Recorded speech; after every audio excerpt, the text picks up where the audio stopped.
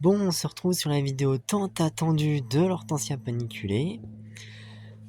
L'hortensia paniculée est un arbuste ornemental de son nom botanique Hydrangea paniculata de la famille des Hydrangéacées.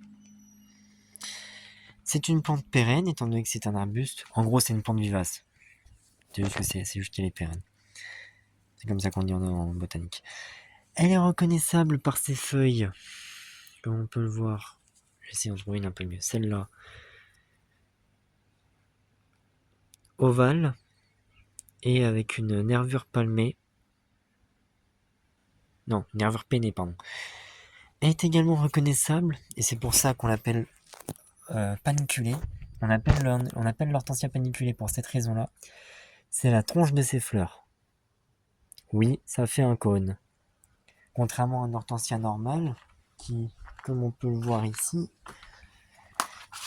fait des fleurs plutôt plates. Ça fait une grappe de fleurs plutôt plate.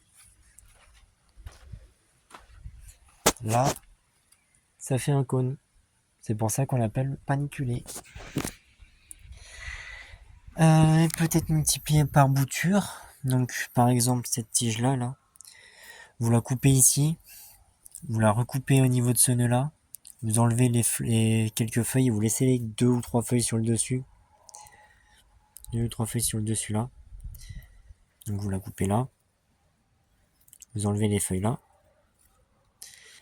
Vous laissez 2-3 feuilles sur le dessus et vous les recoupez en deux. Vous la plantez, normalement ça fera une bouture. Je vous conseille d'en faire quand même un bon paquet parce que les boutures ça a toujours tendance à crever un peu. Vous pouvez également la multiplier par semis, mais je vais pas trop m'avancer sur le sujet étant donné que je n'en ai jamais fait. J'ai un hortensia paniculé blanc comme on peut le voir. Ces fleurs un peu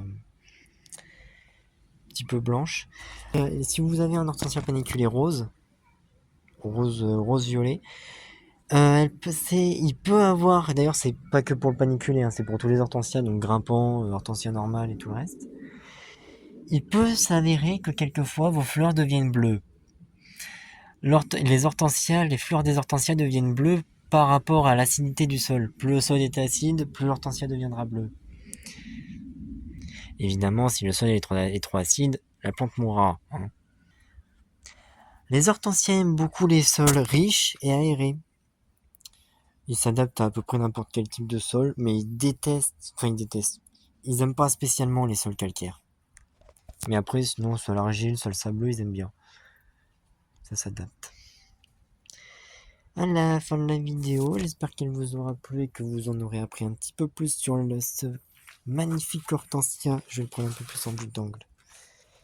Magnifique hortensia paniculée. Et on se retrouve à la prochaine et je referai un vote comme avant sur 3 plantes et vous me direz laquelle vous voulez que je fasse. Salut!